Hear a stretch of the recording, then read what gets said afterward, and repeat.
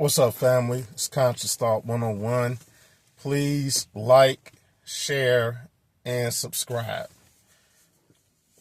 Okay, so the Kanye Yeezy interview with the DJ dude with the Black Klansman outfit, the Swastika chain. Very interesting. Very interesting. So Kanye got on this Gemini thing. You know how them Geminis are, though. Disrespect. They say they twins, two different personalities. I'm just saying, you know, he on this Gemini. You know, the boy said in a video from a couple of years ago, about 2-3 years ago, he had on a black hoodie, black coat, and gloves, standing in front of a black Bentley, giving an interview. I don't remember the channel, but Yee said that he was on the autistic spectrum and it was impossible for him to hate anybody. He can't hate anyone. So with that being said, I'm not going to address it as him being bipolar. The points that I did get out of that was the first one with Jim Jones. How he said Jim Jones set up a deal with him and some other people to get Kanye in a room at the table. They offered Jim Jones $2 million, and this is from Kanye's own mouth, and he didn't tell Kanye to cut him in. Kanye said he ain't faulting him for that. He don't care. Well, if dude is a billionaire, or if he's a 900 millionaire, $2 million, he don't care about that. He can make that back. The boy is talented. So, but what really pissed him off after the fact, he asked Jim Jones to send him a PDF of all his clothing designs with the models wearing the clothes. Your boy Jim replied back, I don't know how to do PDFs. Oh, Kanye venting, you know, you don't know how to do PDFs, you can make $2 million. You can figure out how to make $2 million off of me, not cut me in, but you can't figure out how to do a PDF and send it to him. And Kanye's, you know, he said he's the god of this. And now on the spectrum part, he said, basically he's saying he's the god of music, art through clothing. Then he said he's the closest thing to God on earth. And I just said, your boy tripping. He's tripping on that. And, you know, I'll chalk that up to the spectrum. You know what I'm saying? Not the cable service, but the autistic spectrum, which I am not an expert in. Kanye told the world he was on the spectrum. So, I can understand him being mad, upset, heated, livid about that. This from Jim Jones. You just made $2 million off me. I ain't sure down. You actually backdoored me to make $2 million. Then you can't send me the PDF. All right, bet. Talked about what I'm gonna stick to what the reason I made the video. I ain't gonna go into his daughter and the beef with the other female rapper and him.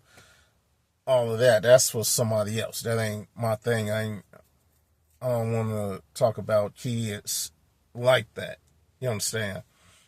So, the swastika, the black hood, KKK outfit, and it was something else. Because it says unscripted. It was something else. Or that might have been it. Origin of the squad. And the Jews. So with the swastika, I don't know, a lot of people don't know the swastika predates Hitler by thousands of years. Thousands of years. It's been found all over India, other Asian countries, Africa. And it's a major symbol in Hinduism, Buddhism, and Jainism, all Indian religions. And I know historians are familiar with this, but the average person just see it as it's Hitler, with the double symbols surrounded and, with white background surrounded in red. So, for Hitler to take an emblem that's being used by dark people or people of color for thousands of years and make that into the ultimate war machine emblem, why didn't he just use a German tank with his face, with a German tank in the background?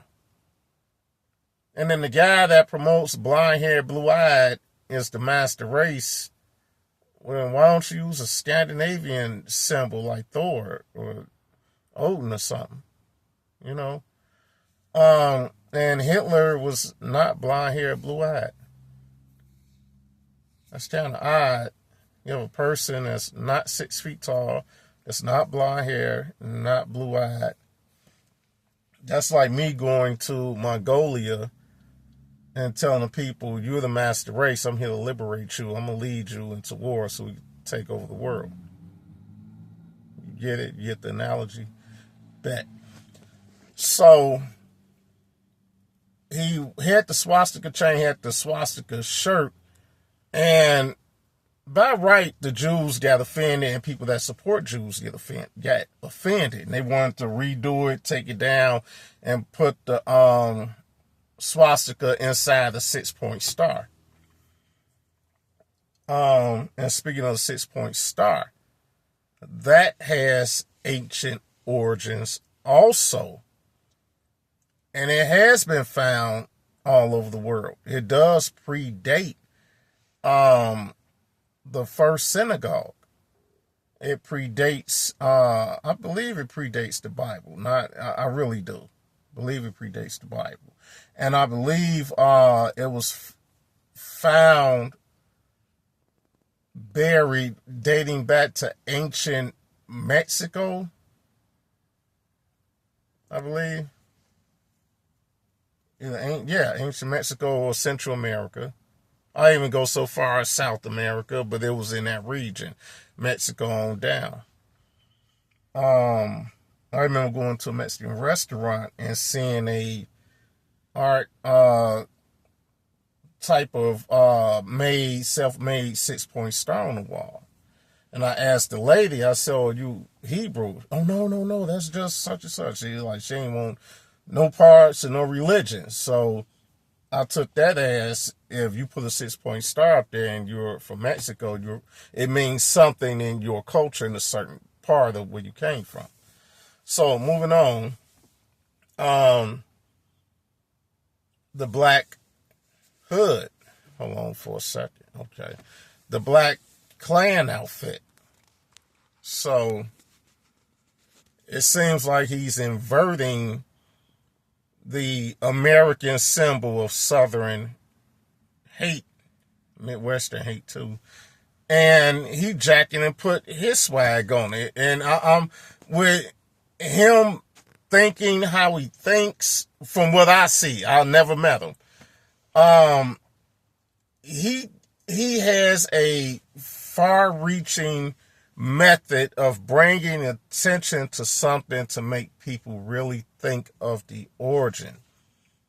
And the fact that he could take anything, you say this your hate symbol, you say this your hood, I take it and paint it black and wear it and do an interview in it. That don't mean nothing. Do you still want to wear it after that? Because I'll mock you again. That's how I analyze it.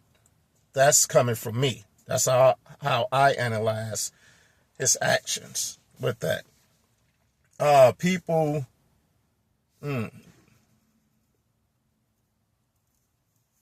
thought just came, with the black hood. If you could,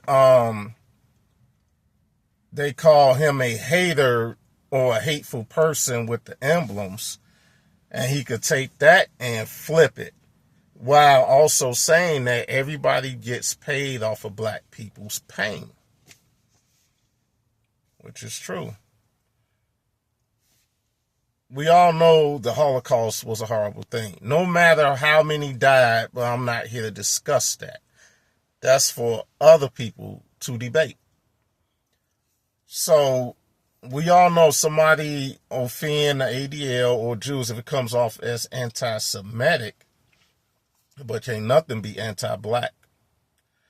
Comes off as anti-Semitic, people are going to lose money, get canceled, etc.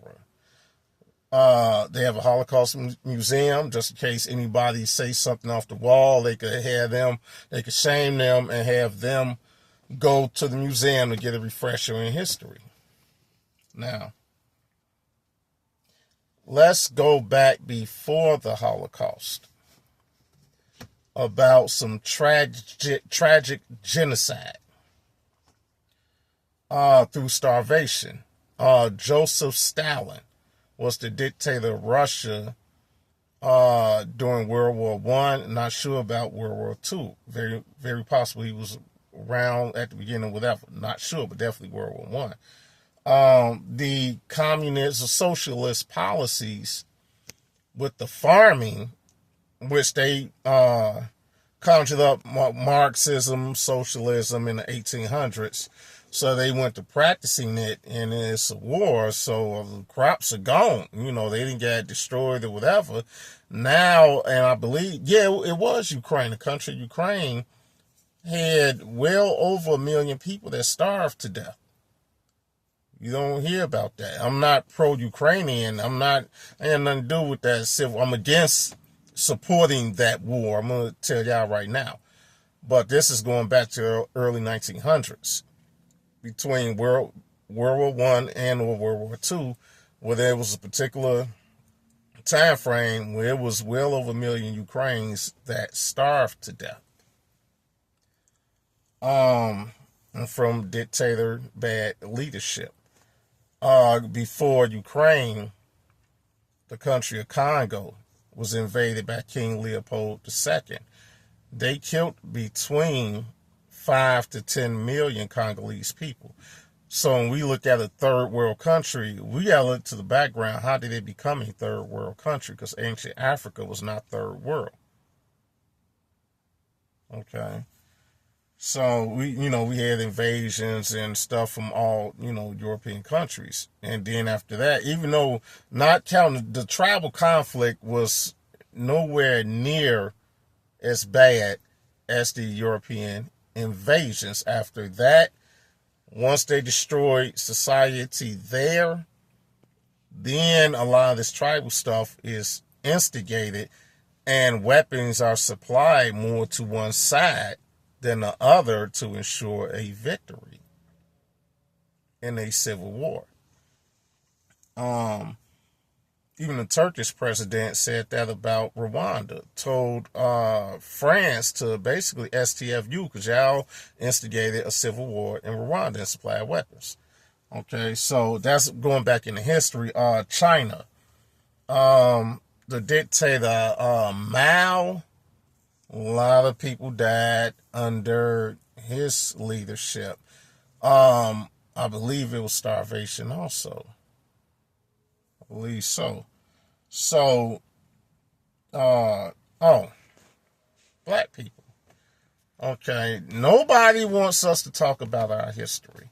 Nobody wants to talk about before 1965 civil rights. Since 1965, this rate went up, that rate went up, everything negative about black people went up.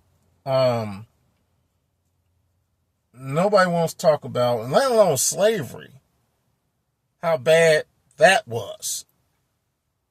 They want to say that was 300 years ago and that was so long ago, we need to forget. No, the fuck we don't. We need to always remember. The Jews will never forget, neither will black people. We will never forget. Then to bring it up closer, they say slavery ended in, the emancipation. Emancipation was a trick bag. It wasn't for every state. Slavery actually ended in the South with Pearl Harbor, and it still trickled on from there. J. Edgar Hoover wasn't concerned about that. The president had to make him enforce these peonage laws and this convict leasing with these trumped up charges to snatch black people off the street and sell them to coal mines and plantations and railroads and turpentine production or mining or whatever. So, because they were worried about the Japanese and Germans using our situation against the United States to recruit black people to their side. And they knew about this convict leasing, which was slavery by another name, just like the book. So, coal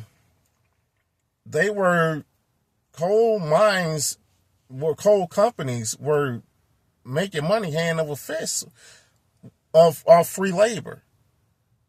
And you were expendable. But nobody, every time a black person talk about some type of liberation, is somebody there to try to discourage us with false history, coercion, to not think or say that. What are they so worried about? Because when you look into the past, before the NRA started restricting guns because, you know, these Black Panthers was talking about standing up and shooting white people back that attack unarmed black people. Oh, no, y'all can't have that. So I use that because somebody brought that up earlier on a podcast or radio show. So, which we know to be true. Reagan was the governor. Yeah, senile Reagan. Just like senile Joe Biden. So this country had one on both sides. Anytime a black city or district thrive without the help or need of whites, they always destroyed it and murdered innocent people. Plenty of black districts in America. They had their own churches, their own schools, their own businesses. Some people couldn't even read and own successful businesses. Think about that. Schools destroyed, churches destroyed, homes burned down, businesses destroyed, banks taking your money, insurance companies refusing to honor the policy. So now successful people are back into poverty. Nobody, you can't talk about that. It's like an unwritten rule. You can't talk about it. But then we could get exploited for being forced into poverty by violence. Or if you do say something, you get all your tours canceled.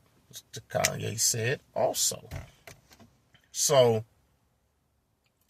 he can put that Black Klan uniform on and profit off of his own pain. That's how I analyze it. That's how I see it. But regardless of what I see, it is a fact. They don't want you talking about our history before 1965 with these black crime statistics that shot up because of welfare. And nobody mentions it's conservative radio, even liberal radio. You find something about that in the past, you got to stop the car and say, wait a minute, let me listen to this. Yeah, you are actually talking about this.